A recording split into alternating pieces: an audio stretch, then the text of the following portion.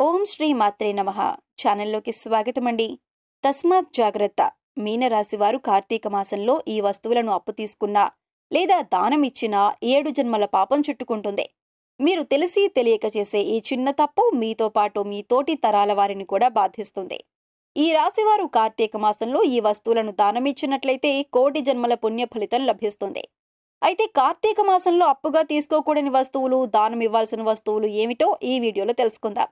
అంతకంటే ముందు మీరు ఇంకా మన ఛానల్ని సబ్స్క్రైబ్ చేసుకోకపోయినట్లయితే సబ్స్క్రైబ్ చేసుకొని పక్కనే ఉన్న బెల్ ఐకాన్ నొక్కి ఆల్ సెలెక్ట్ చేసుకుంటే మేము ఇలాంటి వీడియోస్ అప్లోడ్ చేయగానే ముందుగా మీకు నోటిఫికేషన్ వస్తుంది. తెలుగు మాసాలలో విశిష్టమైనది కార్తీక మాసం. ముఖ్యంగా కైలాస నిలయుడైన పరమశివునికి ఈ మాసం ఎంతో ప్రీతిపాత్రం. ఈ మాసం ఆధ్యాత్మిక పరంగా ఆరోగ్యప్రదమైన మాసం. ఈ మాసంలో సోమవారం నాడు ఉపవాసం చేసి రాత్రి నక్షత్ర దర్శనం చేసి భోజనం చేస్తారు. తద్వారా అష్టైశ్వర్య ప్రాప్తి కలుగుతుందని ధర్మసింధువు గ్రంథం తెలుపుతుంది. ఈ మాసంలో ప్రతిరోజు పర్వదినమే.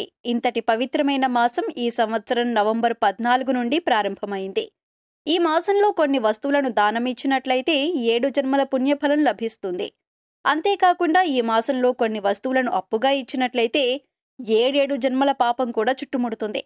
అయితే ఈ మాసంలో దానం చేయాల్సిన వస్తువులేమిటో, అప్పుగా ఇవ్వకూడని వస్తువులేమిటో ఇప్పుడు తెలుసుకుందాం. కార్తీక మాసంలో నిత్యం నిష్ఠతో శివకేశవులకు పూజ చేస్తే సకల పాపాలు తొలగిపోతాయి. విశేషమైన శుభ ఫలితాలను పొందుతారు. ఈ రాశివారు ఈ మాసంలో ముఖ్యమైన పనులు చేయటం వలన తిరుగే ఉండదు. వారు పట్టిందల్లా బంగారం అవుతుంది. అంతేకాకుండా ఈ రాశివారి పాపాలన్నీ కూడా పూర్తిగా తొలగిపోతాయి. ఈ రాశివారు ఈ మాసంలో తెల్లవారుజామునే లేచి నది స్నానం చేయటం వలన మీలో అంతఃకరణ శక్తి పెరుగుతుంది. ఈ పవిత్రమైన మాసంలో విష్ణుమూర్తి లక్ష్మీ సమేతుడై నదులలో, సముద్రాలలో, వాగుల్లో, కాలువల్లో నివాసం ఉంటాడని పురాణాలు చెబుతున్నాయి. ఈ సమయంలో వీటిలో స్నానం చేయటం వలన విష్ణుమూర్తి లక్ష్మీదేవుల కటాక్షం లభిస్తుంది. తెల్లవారుజామునే లేచి స్నానం చేసి భగవంతుణ్ణి మనసులో ప్రార్థించటం ద్వారా కోరిన కోరికలు తీరుతాయని, భగవంతుని కృపా కటాక్షాలు లభిస్తాయని పండితులు చెబుతున్నారు. ఈ పవిత్రమైన మాసంలో తెల్లవారుజామునే లేచి నదీ స్నానం చేయటం వలన ఆరోగ్యపరమైన ఇబ్బందుల నుండి బయటపడతారు. కోటి జన్మల పుణ్యఫలం లభిస్తుంది. ఇక ఈ సమయంలో చేయవలసిన మరొక ముఖ్యమైన విషయం ఏమిటంటే నిత్య దేవతారాధన. మామూలు సమయాల్లో కంటే ఈ మాసంలో చేసే దేవతారాధనకు, నిత్య పూజలకు విశేషమైన ఫలితం ఉంటుంది. ఈ మాసంలో ఏ రోజుకు ఆ రోజే ప్రత్యేకమైన విశిష్టత కలిగి ఉంటుంది. కాబట్టి ఆయా రోజులను దృష్టిలో పెట్టుకుని నిరంతరం శివనామస్మరణ చేసిన వారికి శివుని సాన్నిహిత్యం, విష్ణువును ఆరాధించిన వారికి విష్ణు సాన్నిహిత్యం లభిస్తాయి. అందుకే కార్తీక మాసంలో సోమవారం నాడు శివ పూజ, శుక్రవారం నాడు లక్ష్మీ పూజ, పౌర్ణమి, ఏకాదశి, ద్వాదశి వంటి పవిత్రమైన రోజులలో విష్ణుమూర్తిని పూజించటం వలన విశేషమైన పుణ్య ఫలితాలు లభిస్తాయని ప్రజల విశ్వాసం. ఈ సమయంలో చేయవలసిన మరొక ముఖ్యమైన పని నిత్య దీపారాధన. ప్రతిరోజు దీపారాధన చేయటం వలన ఒక పాజిటివ్ ఎనర్జీ నెలకొంటుంది.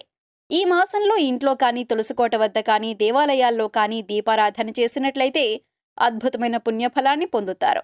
మామూలు రోజుల్లో చేసే దీపారాధన కంటే కార్తీక మాసంలో చేసే దీపారాధనకు అద్భుతమైన ఫలితం ఉంటుంది. అంతేకాకుండా ఈ మాసంలోని నెల రోజులు కూడా ఇంటి గుమ్మం దగ్గర దీపాలను వెలిగించడం ద్వారా లక్ష్మీదేవి కృపా కటాక్షాలను పొందుతారు. ఈ మాసంలో చేయవలసిన మరొక ముఖ్యమైన పని కార్తీక మాస వ్రతాలను నిష్ఠతో ఆచరించటం. కార్తీక పౌర్ణమి వ్రతం, కేదారేశ్వర స్వామి వ్రతం, అన్నవరం సత్యనారాయణ స్వామి వ్రతం, గౌరీదేవి వ్రతం వంటి ముఖ్యమైన వ్రతాలను కార్తీక మాసంలో ఆచరించటం వలన విశేషమైన పుణ్య ఫలితాన్ని పొందుతారు. అన్నవరం సత్యనారాయణ స్వామి వ్రతాన్ని కార్తీక మాసంలో చేయించుకోవటం ద్వారా విశేషమైన శుభ ఫలితాలను పొందుతారు. ఈ సమయంలో చేయవలసిన మరొక ముఖ్యమైన పని బంధుమిత్రులందరూ కలిసి వనభోజనాలకు వెళ్లటం. ఈ సమయంలో స్నేహితులు, శ్రేయోభిలాషులు అందరూ వనభోజనాలకు వెళ్లి పచ్చని ఆహ్లాదకరమైన వాతావరణంలో ఆనందంగా గడపటం వలన మానసిక ఉల్లాసంతో పాటు శారీరక సామర్థ్యం కూడా పెరిగి ఒక నూతన శక్తి ఏర్పడుతుంది. అంతేకాకుండా ఈ సమయంలో చేయవలసిన మరొక ముఖ్యమైన పని దాన ధర్మాలు చేయటం. మిగతా మాసాలలో కంటే ఈ మాసంలో చేసే దాన ధర్మాలకు విశేషమైన ఫలితం ఉంటుంది. అయితే ఈ మాసంలో వేటిని దానం ఇవ్వటం వలన ఈ రాశివారు శుభ ఫలితాలను పొందుతారో ఇప్పుడు తెలుసుకుందాం. ఈ సమయంలో ఈ రాశివారు బియ్యాన్ని దానంగా ఇచ్చినట్లయితే సకల పాపాలు తొలగిపోతాయి. వెండిని దానం చేస్తే మనశ్శాంతి కలుగుతుంది.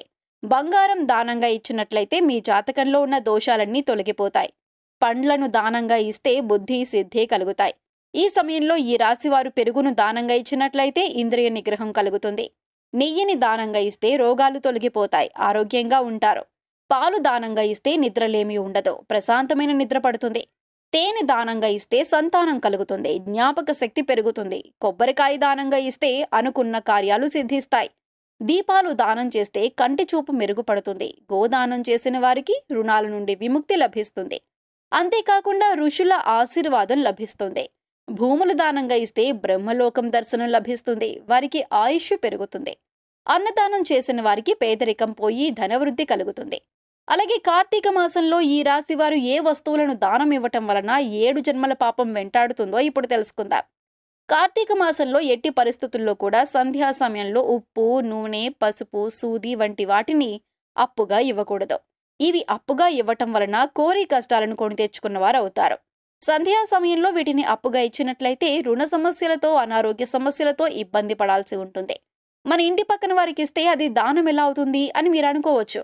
అయితే ఉప్పును ఎవరికైనా ఇచ్చినట్లయితే వారు తిరిగి దానిని ఇవ్వరు, అప్పుడది దానమే అవుతుంది. అలాగే మీరిచ్చే కొన్ని వస్తువులలో తిరిగి తీసుకోలేనివి ఉంటాయి, అవి దానంగా మారి మిమ్మల్ని ఇబ్బందులకు గురిచేస్తాయి. అందువల్ల ఈ మాసంలో ఎట్టి పరిస్థితుల్లోనూ కూడా ఈ వస్తువులను దానంగా ఇవ్వకూడదు. అదేవిధంగా కార్తీక మాసంలో ఈ రాశివారు ఈ పనులను ఎట్టి పరిస్థితుల్లోనూ చేయకూడదు. అవేమిటంటే మాంసాహారం తినకూడదు, మద్యం సేవించరాదు, కేవలం సాత్వికాహారం మాత్రమే తీసుకోవాలి, మౌనంగా భోజనం చెయ్యాలి. గుమ్మడికాయ, ఉల్లిపాయ, వెల్లుల్లి, ముల్లంగి వంటి ఆహార పదార్థాలను తినకూడదు. పెసరపప్పు, శనగపప్పు, నువ్వులు కూడా తీసుకోరాదు. ముఖ్యంగా కార్తీక మాసం ఆదివారం రోజు కొబ్బరి, ఉసిరికాయ తీసుకోరాదని పెద్దలు చెబుతారు. ఈ మాసంలో తలస్నానం ముఖ్యం. అయితే తలస్నానం కేవలం నీటిలో మాత్రమే చెయ్యాలి, ఎటువంటి షాంపూ పెట్టకూడదు. అలాగే సూర్యోదయానికి ముందే స్నానం చేసేయాలి. కొంతమంది తలస్నానం చేయటానికి ముందు ఆముదం వంటివి తలకు రాస్తూ ఉంటారు. అలా చేయకుండా ఉంటేనే మంచిది. అలాగే గుడ్డు, మసాలాలకు కూడా దూరంగా ఉంటే మంచి పుణ్యఫలం దక్కుతుంది.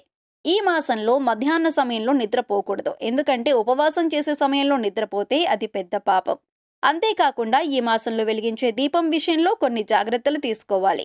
ఈ మాసంలో ఒక ఒత్తి వేసి దీపాన్ని వెలిగించకూడదు. ఒక ఒత్తి వేసి దీపాన్ని వెలిగిస్తే మహాపాపం చుట్టుకుంటుంది. అలాగే ఈ మాసంలో దీపం ఎక్కడైనా కొండెక్కితే ఆ దీపాన్ని సాధ్యమైనంత వరకు వెలిగించాలి.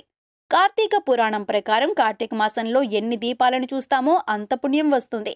అంతేకాకుండా ఈ పవిత్రమైన మాసంలో శివునికి తులసిని అస్సలు సమర్పించకూడదు, విష్ణుమూర్తికి సమర్పించాలి. తులసి విష్ణుమూర్తికి చాలా ప్రియమైంది. శివునికి ఎప్పుడూ ఇష్టమైన బిల్వపత్రాన్ని మాత్రమే సమర్పించాలి. ఈ పవిత్రమైన మాసంలో జిల్లేడు పూలతో పరమేశ్వరుణ్ణి పూజించినట్లయితే కోరిన కోరికలు నెరవేరుతాయి. సో చూశారు కదండి, మీనరాశి వారు కార్తీక మాసంలో ఏ వస్తువులను అప్పు తీసుకున్నా లేదా దానమిచ్చినా 7 జన్మల పాపం చుట్టుకుంటుంది.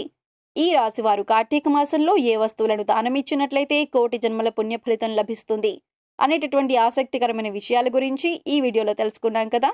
ఈ వీడియో మీకు నచ్చినట్లయితే లైక్ చేయండి. మీ ఫ్రెండ్స్ అండ్ ఫ్యామిలీ మెంబర్స్లో ఎవరైనా సరే మీనరాశి వారు ఉన్నట్లయితే వారితో ఈ వీడియోను షేర్ చేసుకోవటం మర్చిపోకండి. ఇప్పటి వరకు మీరు కనుక మన ఛానల్ని సబ్స్క్రైబ్ చేసుకోకపోయినట్లయితే సబ్స్క్రైబ్ చేసుకొని పక్కనే ఉన్న బెల్ ఐకాన్ నొక్కి ఆల్ సెలెక్ట్ చేసుకుంటే మేము ఇలాంటి వీడియోస్ అప్లోడ్ చేయగానే ముందుగా మీకు నోటిఫికేషన్ వస్తుంది. మరొక చక్కటి వీడియోతో మళ్ళీ కలుసుకుందామండి.